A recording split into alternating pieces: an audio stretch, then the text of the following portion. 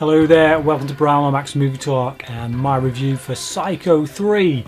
This one's directed by Anthony Perkins, the guy who plays Norman Bates himself, and it's probably the most underrated of the films. I think it did have quite a challenge to live up to, given that it came after an absolute stone cold classic and a sequel that, quite frankly, I think lived up to that classic. So yeah, big shoes to fill.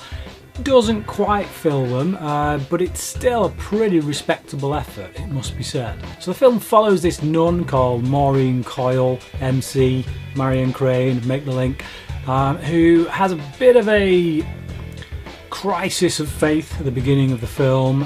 She, for whatever reason, has given up on God, and this leads to a bit of an argument between her and some of the nuns, and an accident ensues, killing the southern nun. So she flees. She gets kicked out of the convent, presumably after having spoken with the police, I would imagine. We don't actually get to see that, but one would hope. But yeah, she's gone, she's off on her own, and she's kind of filled with this guilt. And she comes into Norman's life, and that's really what the story revolves around, the main meat of the story. And I gotta say, it's also the most disappointing aspect of the film. This character of Maureen Coyle has quite a lot of potential, I would say, on the page, given where she's coming from, you know, this sense of guilt that is on her shoulders.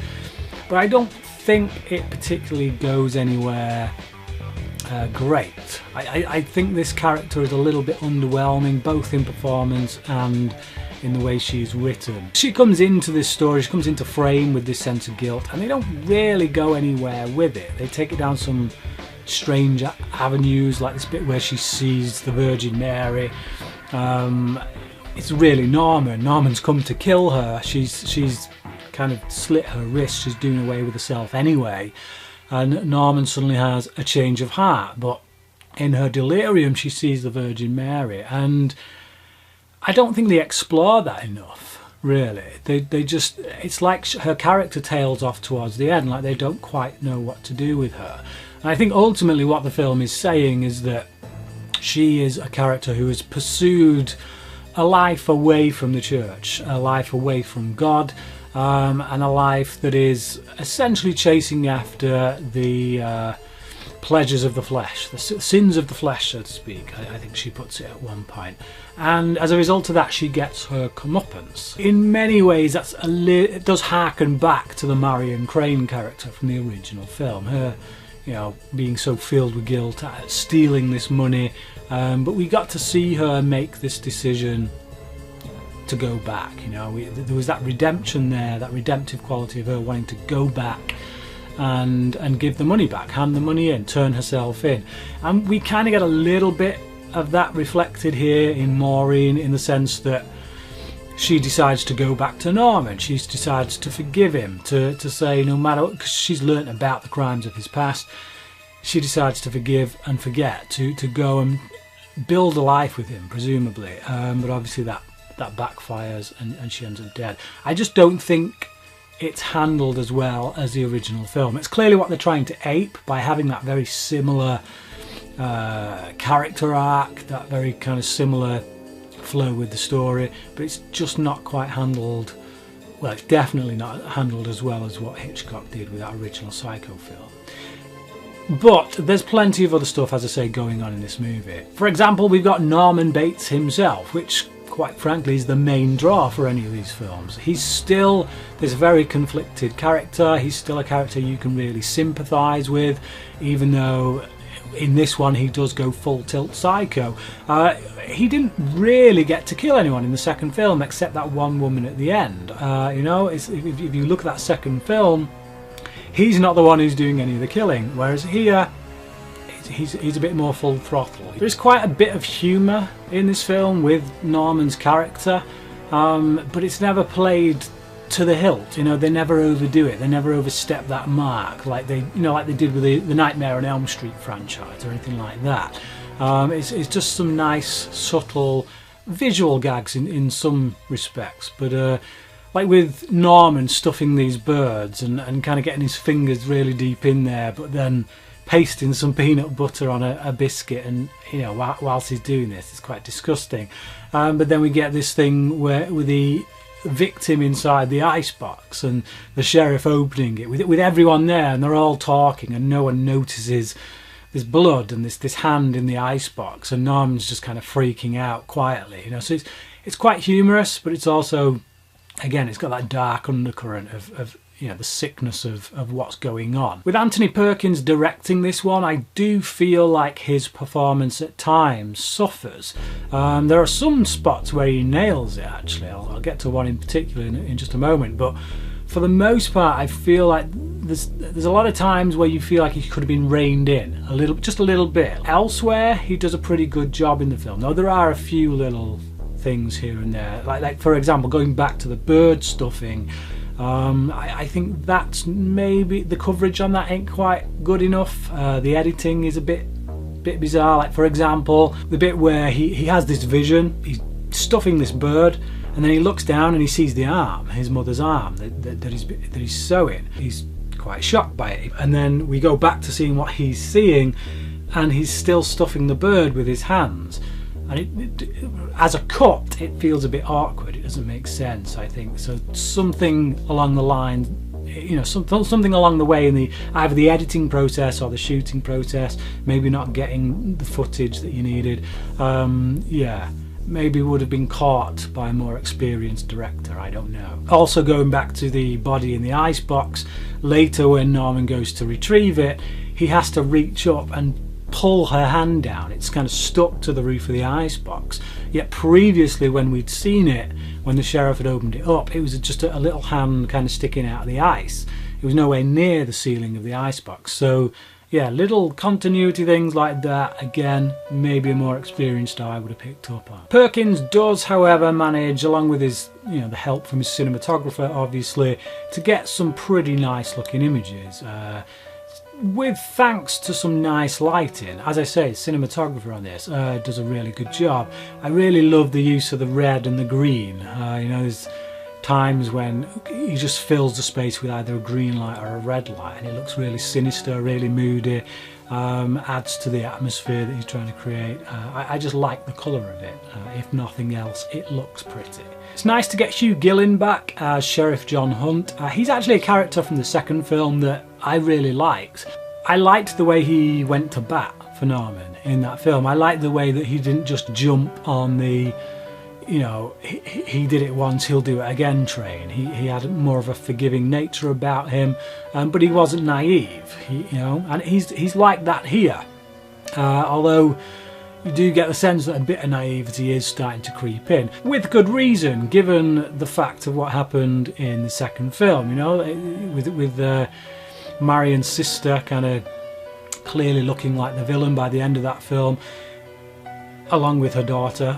So yeah, it's nice to have him back. It's nice to have that continuity, along with the characters in the diner, the guy who runs the diner.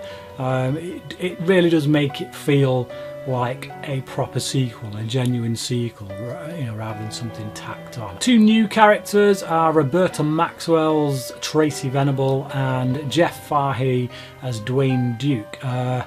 So let's kick off with Dwayne Duke first. He's a douchebag. This is the character in the film that you really want to see get killed, but not in, say, like recently I reviewed Black Christmas, and there was a character in that called Mrs. Mac, and I just found her really irritating. This guy, on paper, he's a scumbag, you know, and you watch him in the film, he's a scumbag. Like everything he does, the way he treats women, the way he tries to blackmail Norman, he is an absolute scumbag.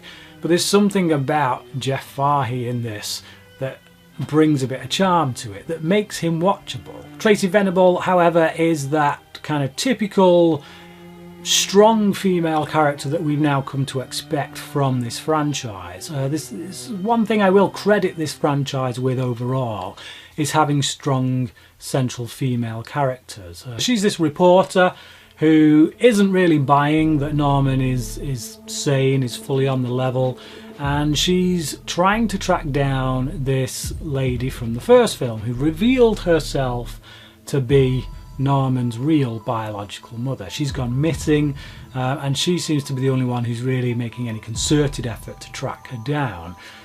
So over the course of her investigation, she learns the truth about who she was or wasn't in certain cases. And I like her character. I like the way she's played. There's an exchange between her and Dwayne that I really like, because he's giving her the come on and she's just having none of it, and she's really good with her put downs. She knows how to fight a battle. Music for this film is done by Carter Burwell. That really surprised me actually when his credit came up. I didn't realise he'd been doing film scores for this long. Obviously he's very, very notable for the score that he did recently to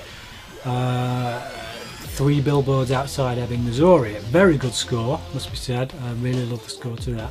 But yeah, surprised to see his name pop up. It's a bit of a mixed bag, must be said. There's some times when the music really works, but then there's other times where it definitely does not. Moment in particular where it doesn't work is when Norman first claps eyes on Maureen. He's been pressed pretty hard by Tracy in the diner. She's questioning him, and he sees Maureen getting off this truck. And she comes into the diner, and then the music just goes like bizarre, tribal kind of drums and chanting, and it does not work at all. And then just as the music cuts out, because Norman's kind of being snapped back to reality, because he's watching Maureen and everything's going slow motion, he gets snapped back to reality, and there's this like, you know, like when a record gets scratched off, and it's bizarre. It's a very bizarre choice as far as score goes, must be said.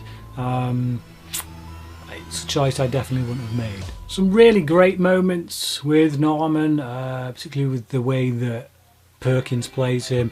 Like there's one moment where he's essentially creeping out of the house at night, and his mother's bedroom is, the door is open, and he kind of whispers to her, basically hoping she's not going to be awake, but says that he's just going out, he won't be long, and he's basically creeping off in the middle of the night to go and see a girl. And it's funny because he's a grown man and he's still trying to get permission from his dead mother to go and see his girl, but it's also tragic, and I just like the way that Perkins plays it in that moment. He has all that enthusiasm of a teenager running off into the night to try and see his girl. It's quite amusing. Another really good bit of performance I like from Perkins here. If it was indeed Perkins who did it, I would imagine it was. Towards the end, when Tracy is she's come in, it's the final act basically. Norman's all dressed up like mother, and he goes after her, and he's going up the stairs. She's pretty hysterical, she's trying to talk him down, and she hits the painting on the wall with her shoulder, and it just kind of sends it a little bit off balance.